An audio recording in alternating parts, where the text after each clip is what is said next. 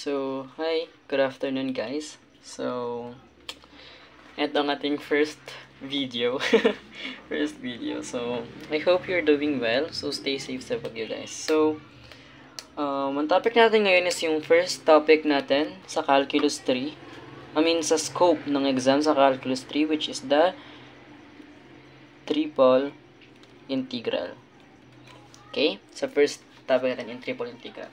Okay, so, dito guys, tuturuan ko lang kayo paano mag-solve. So, I think and I believe that each of you are ready when it comes sa pag-evaluate sa mismong, kunwari nakuha na yung limits, andyan na yung function, isa-solve na lang siya, yung may mga integrate muna, evaluate ng 0 to 2, ganyan. Alam nyo naman yun. So, siguro hindi ko na siya ipapakita sa video, kabod answer na lang siya. After ko makuha yung limits, tapos ayusin ko lang yung function na isa-solve, tapos answer na agad. Okay? Kasi may tiwala naman ako sa inyo. Hindi na natin siya need isa-isahin. Okay? So, dito guys, i-resend ko na lang yung PDF. Okay? Or lalagay ko na lang siya sa description box. Description box?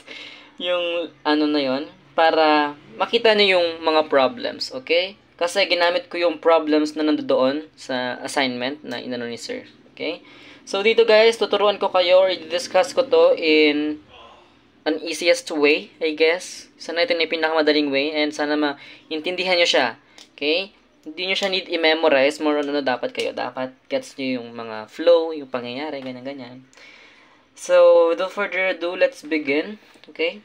So, dito, sa question 4, kasi ito yung pahirap tayo ng pahirap. So, meron din akong second question. Siguro 2 questions na lang yung pinili ko and sana enough na yon.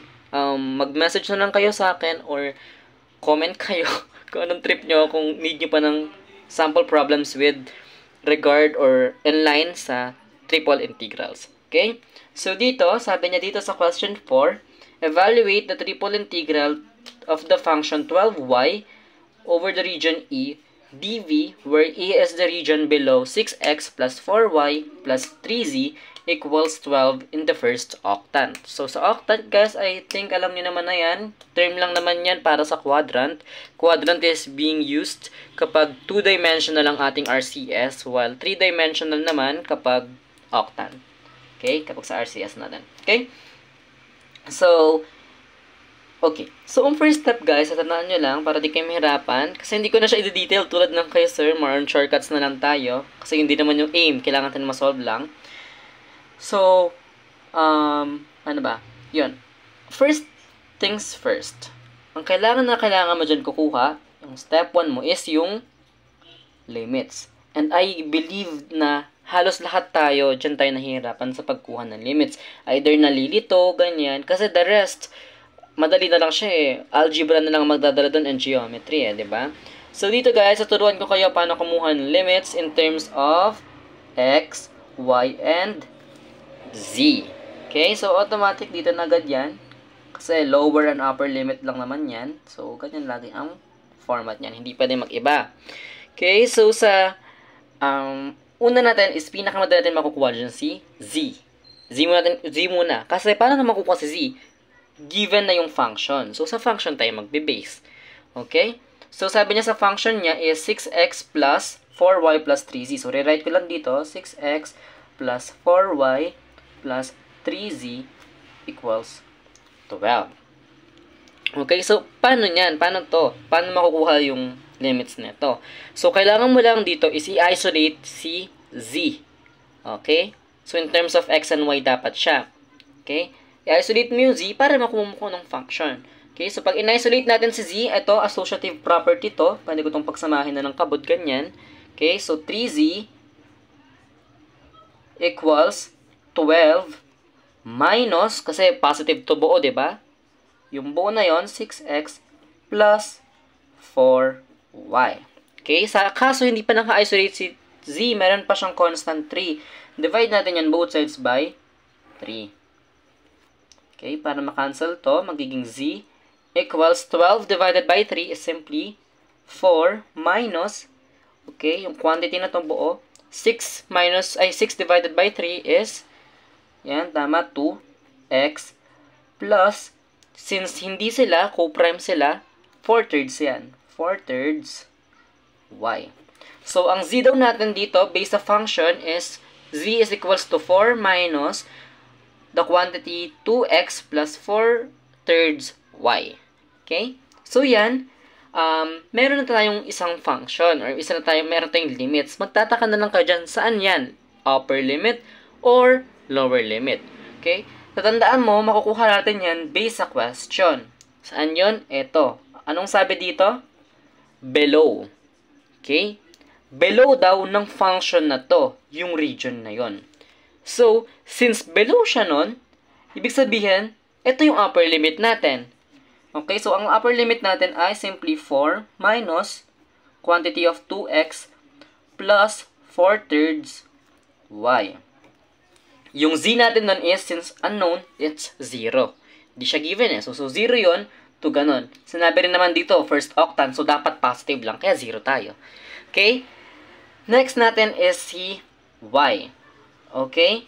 Sa x and y naman, guys, mamaya, sige, anuhin natin yon. So, sulat din muna natin to. So, 6x plus 4y plus 3z equals 12. So, para makuha yung x and y limits natin, kailangan natin i-let si z na equal to 0. So, kapag 0 yung z, ang equation natin na magiging 6x plus 4y equals 12. So, para makuha si x or si z, kailangan i-isolate natin tulad ng ginawa natin kay z. So, para ma-isolate yon, unahin natin muna si x. So, kung x dapat yung naka-isolate. So, 6x yon, 6x. Etong 4y, lilipat natin doon since positive magiging negative. So, equals 12 minus 4y. So, hindi pa siya naka-isolate. So, divide natin both sides yan by simply 6. So, cancel. So, x equals 12 divided by 6 is 2. And negative 4 divided by 6 is, since meron silang common na 2, so pwedeng i-cancel yon, magiging negative 2 over 3 or 2/3. 2 over 3, tas yung variable na y. So, ito na yon ang ating x in terms of y. Vice versa, kapag naman y ang kukunin natin, okay? Kapag y naman ang kukunin natin, ganun pa rin siya. So, 6x daw, kailangan natin y yung matira. So, 4y, retain yan, equals 12. Since from positive 6x, magiging negative 6x. Tama. Uy, bakit may y dito? Ay, masyadong mataas pala. Yan. Ito yan, diba? Tapos, since hindi pa siya nakaano, pwede natin yan i-divide both sides by 4. So, makakancel yon. So, y is equals to, 12 divided by 4 is 3 minus, kasi negative siya, okay? 6 divided by 4 is simply 3 halves. Kabaliktaran siya nito nung kanina. Kasi nga, same lang din naman siya, pinagbaliktad lang natin. So, ganun din. O, tulad ito, 2/3 pag pinactor out to, ito 2. Tanggalin mo yung 2 parehas, magiging 3 over 2. So, 3 over 2x. So, kapag graph mo yan, tong dalawang to, in terms of x and in terms of y, same lang ang itsura yan. So, i-graph natin siya. Pakita ko sa inyo.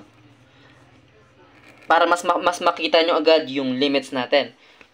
I-graph natin tong in terms of x. So, sa y. So, sabi niya, yung y, di ba nga, ang purpose na ito, dapat magiging siya, y is equals to mx plus b. Yung slope. Ganun dapat ang itsura niyan. So, eto, tong y natin, pwede natin gamitin natin. So, itsura lang naman yan, since naka 3, inuna niya yung constant, pwede natin, ang itsura lang yan is parang 3 halves x plus 3. Ganyan lang din siya. Ibig sabihin, yung slope mo daw is negative 3 halves, and yung y-intercept mo ay nasa 3. So, asa 3 daw yon. 1, 2, 3.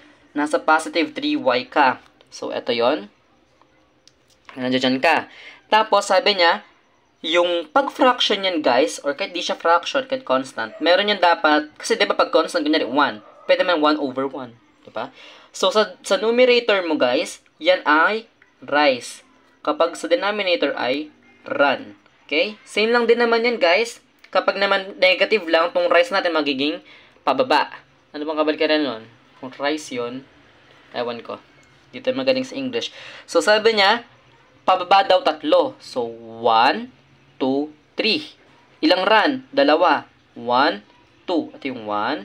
Ito yung 2 kunwari. So, dito. Ito yung point. So, pwede na yan. Pwede na agad yung point na yan. So, i-connect natin yan. Going to infinity yan, syempre. Kailangan yung arrow. So, yan. Mapapansin nyo, nakabuo tayo ng right triangle. Parang ganyan siya, guys. Itong nasa top na to is 0 to 3. Ito naman ay 2 to 0. Ganyan siya. Okay? So, nakuha na natin. Okay? Meron na tayong z, tas yung y and x na lang. So, dito guys, para makuha natin yung x and y, wait, yung camera ko, hindi nakaayos. Yan, para makuha natin yung x and y, pipili tayo sa dalawa, sino magiging constant, sino hindi. Okay? So, dahil trip ko yung letter x, siya ang magiging constant ko. Paano ko gagamitin na siya magiging, paano ko masasabing siya magiging constant ko? Kasi yung trip ko lang. Pwede naman y yung maging constant, tas yung x yung hindi, or vice versa. Pwede. Same answer lang naman kayo magiging makukuha nyo. Okay? So, yung constant ko nga, si x nga. So, in terms of x daw, ito yon yung x ko. So, saan siya nag-range?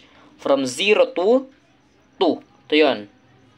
So, ibig sabihin, 2 yung highest, 0 yung lowest. So, si y na lang. Paano natin kukunin si y? Si y, tatandaan natin, since sa first octant lang, so laging positive lang, so laging 0 tong mga to. Tatandaan yun guys ha, kapag sinabing first octant lang, dapat lahat ng nasa lower limit mo, puro 0. Or di naman siya laging puro 0, pero depende kasi siya sa question. Pero dapat, most likely, alam ko dapat laging 0 yun. Kasi nga, positive ang kinukuha, bawal ka magkaroon ng negative. Okay? So, kasi pataas eh. Okay? So, dito naman, okay, so si y, ano na lang yung upper limit ni y? Magtataka kayo, anong upper limit ng y na yon? Ang upper limit niya is, simply, kung ano yung nakuha mong mx plus b, yung function mismo. Yun yung magiging y mo. So, ano ba yung function in terms of y? Yun yung negative 3 halves x plus 3. So, yun yun. So, negative 3 halves x plus 3. So, yun na. Nakumpleto na natin ang ating hinahanap na limits.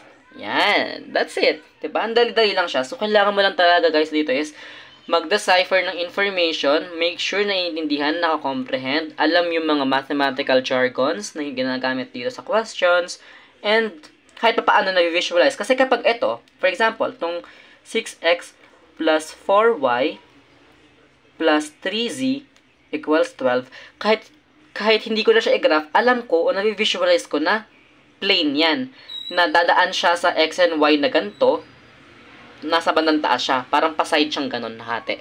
Okay? Ganun. Dapat na-visualize nyo. Okay. Sige, turuan ko rin kayo. Dagdag information to. Fun fact natin. Kapag din sa mga 3-dimensional nyo, kapag mga negative, tas mga naka-square, kunwari, z is equals to negative 3x squared plus ano ba? 3, hindi, dapat pares na lang siya. Negative 3y squared. Ganyan kunwari. Yan yung ibig sabihin, dapat lang yan is, nandoon ka sa baba na bandang 3, tas pa ganun. Pero ano siya? Ano ba yung tsura nun? Parang siyang cone? Ay, not cone eh. Parang parabola. Alam mo yung baso guys? Yung ginagamit na yung parang ganun na baso. Tas may, yung shot, hindi siya, wine glass, parang ganun. Yung ganun. Parang pa ganun siya dapat. Pero dapat meron siyang volume. Pa ganun. Okay? Ganon. Kasi, bakit pababa? Kasi naka-negative. Pag positive, syempre, pag ganon. Okay? So, yun. That's it. Tama na muna yan. So, that's it na. Nakuha na natin yung limits. So, ilalagay natin siya sa ating function. So, dun sa function natin, sabi niya dito, diba? Ito daw, 12y dv. Kaso, guys, for example, wala nakalagay dyan. Kabud, ito lang. Automatic, ang gagamitin nating function nun, or working integral natin ay, ganyan lang. Triple integral of dv. Para siyang constant lang, like wala.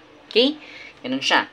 So, ilipat na natin siya. So, ang format, kapag ganito ang format, guys, triple integral, dapat si dz. Yun nasa pinaka-inner, semi-inner or semi-outer yung may function at nasa constant, dapat yun nasa labas.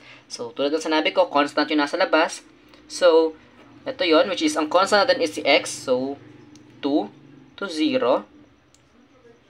Okay, next is yung y. So, from 0 to negative 3 halves x plus 3. Then, 0 na naman to 4 minus quantity. Guys, huwag nyo kalimutan ng quantity ha. Baka kasi malito kayo. Or, kung ayaw nyo gamitin ng quantity kasi masyadong pwede nyo gamitin yung 4 minus 2x minus 4 thirds y. Para walang quantity. Kasi kailangan etong x, yung negative na to, malilipat doon, malilipat doon. Okay, so yan. 2x plus 4 thirds y. Tas yung function, which is 12y, ganyan natin siya, para di marito si Doc. Yan. Tas yung dv. Yung dv, guys, kapag non-polar, okay, walang mga theta, dr, ganyan. Kasi kapag polar ang ginamit natin, ang dv natin ay yung dr, dr, d theta. Since hindi naman to polar, simply lang yan, yung dx, dy, dz. Pero this is not as always or lagi siyang ginagamit. Okay? Pwede siya mag-interchange, depende kung nasaan ang constant mo. In our case, ang constant natin ang nasa outer, so dapat dito yung dx natin. So, sino ba yung nasa unahan natin? Ay, wait lang, patulat ng kama. Ay, yan. Ang una natin is si, in terms of z. So, dapat dz yan.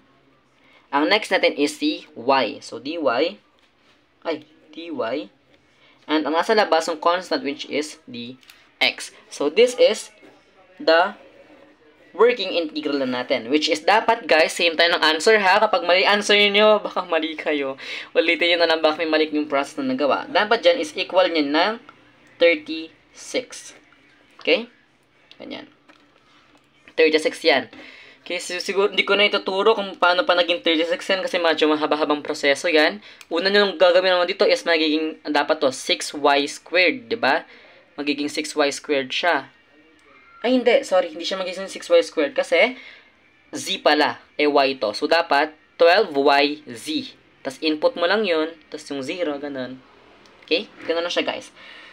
So, yeah. That's it. Ganyan na siya makukuha yung unang problem. So, guys, please huwag kayong papalito.